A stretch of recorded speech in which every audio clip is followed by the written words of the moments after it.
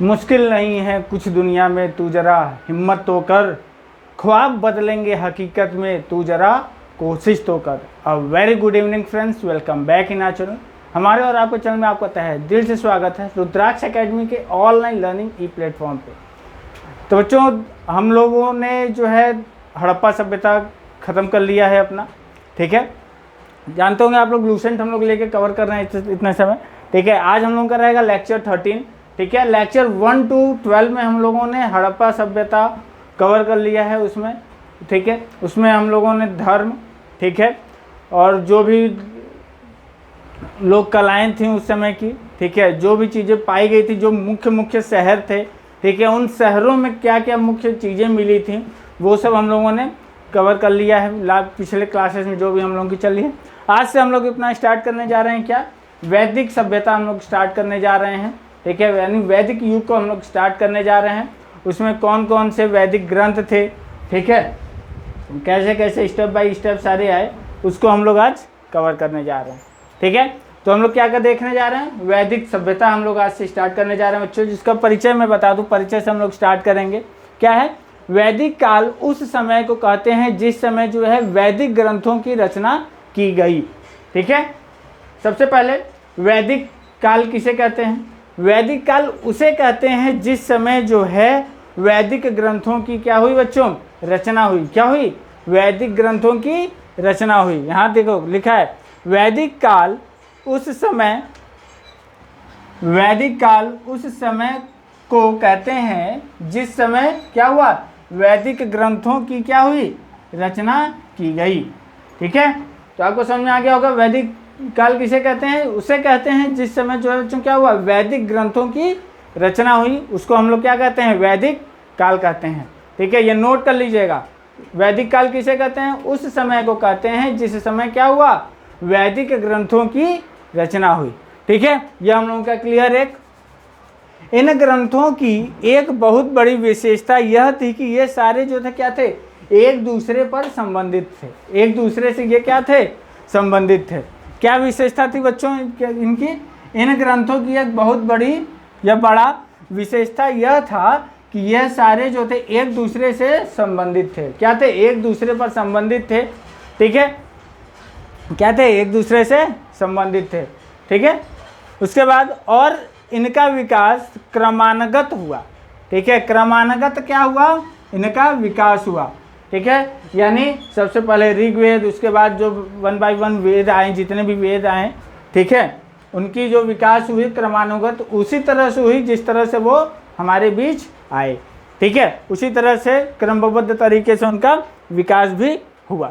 सर्वप्रथम क्या आया? ऋग्वेद आया, ठीक है। उसके बाद अन्य ग्रंथ आए, ठीक है। इसके बाद जो है अन्य ग्रंथों की रचना हुई, ठीक है। सबसे पहले क्या आया बच्चों? ऋग्वेद आया। उसके बाद जो है अन्य ग्रंथ जो है उसके बाद धीरे धीरे आए, ठीक है। उसके बाद क्या है? वैदिक काल को जो है बच्चों क्या है? वैदिक काल को जो है 2 भागों में बांटा गया है, ठीक है। वैदिक काल को 2 भागों में बांटा गया है, जिसका जो कारण है, ठीक है, उन्हें बांटने का महत्वपूर्ण कारण यह है कि इनके विभाजन का कारण यह है कि ऋग्वेद के बहुत बाद, ठीक है, या काफ़ी लंबे समय के बाद जो है अन्य ग्रंथों की रचना हुई, ठीक है, जिसके वजह से उन्हें जो है अलग तरीके से देखा या पढ़ा जाता है, ठीक है। तो हम लोग वही करेंगे, क्या ऋग्वेद को पहले हम लोग पूरा पढ़ लेंगे अच्छे से, ठीक है। उसके बाद हम लोग आगे को देखेंगे, ठीक है।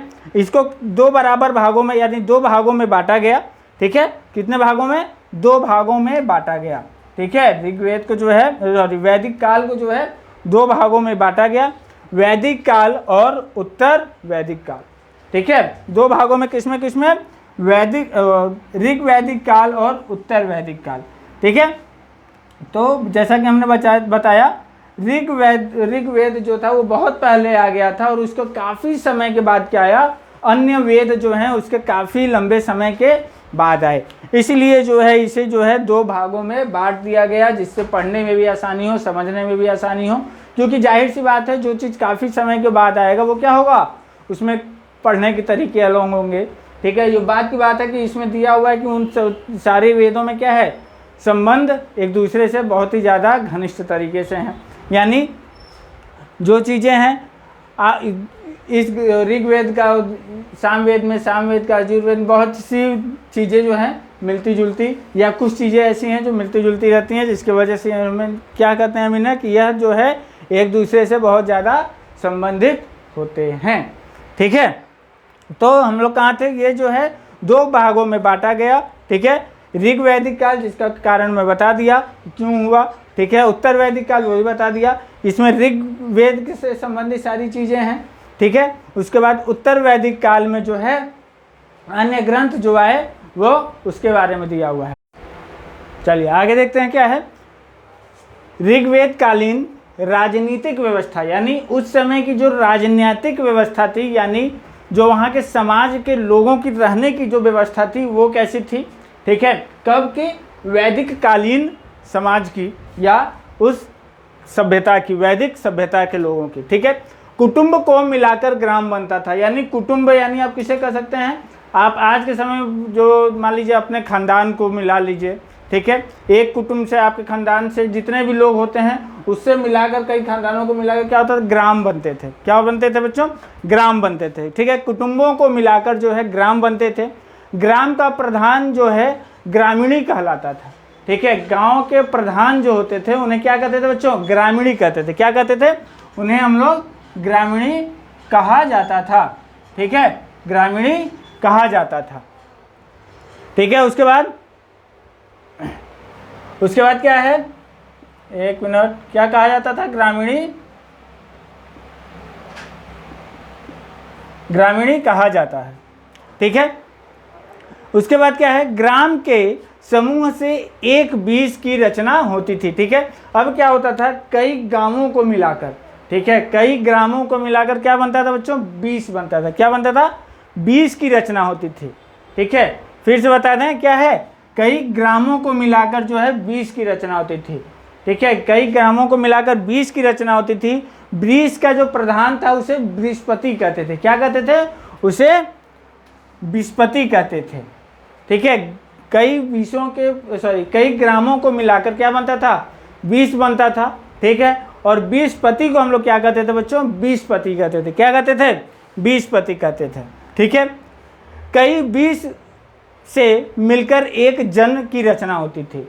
ठीक है, अब देखो क्या होता था, कई 20 को मिलाकर, ठीक है, अब यहाँ क्या होने लगा, कई 20 को मिलाकर क्या होती थी, एक जन की रचना होती थी। जन का मतलब आप जान लीजिए, जिला, आज के समय का समझ लीजिए, जिला की रचना होती थी। ठीक है, या राज्य की रचना होती थी, या साम्राज्य की रचना होती थी। ठीक है, उस समय के अनुसार। ठीक है, अब क्या हुआ, जन का रक्षक गोप कहलाता था। ठीक है, अब जो इन जनों का रक्षक था, ठीक है, इन जनों का जो रक्षक होता था बच्चों, उसे गोप कहा जाता था। क्या कहा जाता था, गोप कहा जाता था, जो स्वयं राजा होता था। कौन होता था, राजा को ही गोप कहा जाता था, जो कि गोप किसे, राजा को, और राजा को गोप कहा जाता था। ठीक है, कहने का मतलब सीधे अभिप्राय यहाँ पे ये है कि जो राजा था बच्चों, ये ग्राम से लेकर, कुटुंब से लेकर, ठीक है, 20 तक, ठीक है, 20 से लेकर जन तक। ठीक है, यानी कुटुंबों को मिलाकर ग्राम बना। ठीक है, यहाँ पे लिख देता हूँ। ठीक है, क्या हुआ, कुटुंबों को मिलाकर क्या बना, ग्राम। ठीक है, ग्रामों को, कई ग्रामों को मिलाकर क्या बना था बच्चों, 20 बना था। क्या बना था, कई ग्रामों को मिलाकर 20 बना। ठीक है, अब कई 20 को मिलाकर यहाँ क्या है, कई 20 को मिलाकर जन बना। क्या बना, जन। ठीक है, अब जन की रक्षा करने वाले को, ठीक है, अब जन है तो आप सीधे सीधे समझ लीजिए इन सबों को। ठीक है, कुटुंब, कुटुंब से ग्राम, ग्राम से 20, 20 से जन। अब जन के रक्षा करने वालों को क्या कहा जाता था, गोप। क्या कहा जाता था, गोप। और गोप का जो अर्थ था, या गोप का जो अभिप्राय उस समय कैसे था, वो किससे था, राजा से था। किससे था, वहाँ के राजा से था। ठीक है, जो स्वयं राजा से होता था। ठीक है, तो राजा एक प्रकार से जो था मुखिया होता था पूरे साम्राज्य का। ठीक है, तो वो जो था उस तरह से रक्षक भी उसी को कहा जाता था।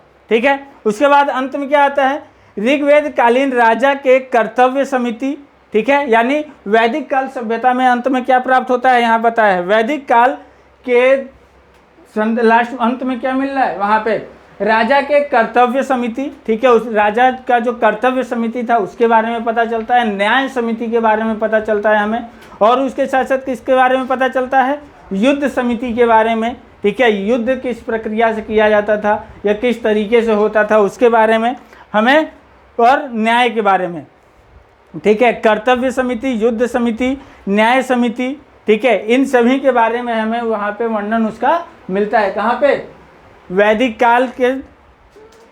काल सभ्यता में, ठीक है।